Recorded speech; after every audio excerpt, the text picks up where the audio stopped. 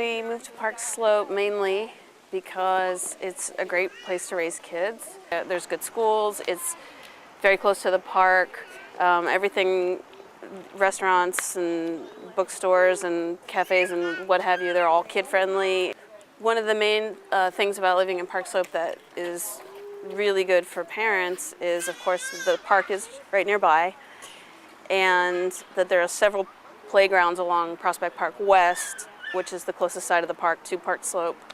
That makes it very, very easy to come to the park every day. There's sort of a dual image, I guess, to Park Slope. There's, on one hand, there's people who really like Park Slope and who are really enthusiastic about it, and those tend to be the people who actually live in Park Slope and who have kids and who enjoy the fact that they can take their kids to restaurants and, let them climb on the booths and the chairs and whatnot.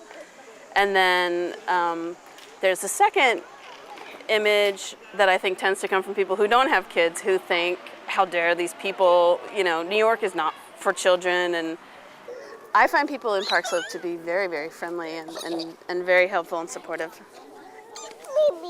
And everybody always stops and talks to each other when they have babies, and the babies all say hello and meet people at the park and the tot lot, and often you see the same faces over and over again, and everybody seems to be pretty nice. That's been my experience from the beginning, since I was first here. I haven't really had any bad experiences with my neighbors or other people here in Park Slope. There are obviously parts of New York that are cheaper than Park Slope, but I don't feel like I want to live in the other parts of Brooklyn that are cheaper simply because this is the best place for my daughter. I mean, it's not as clean as we'd like it to be, but I've certainly lived in dirtier neighborhoods. I've lived in different parts of the city that were much filthier.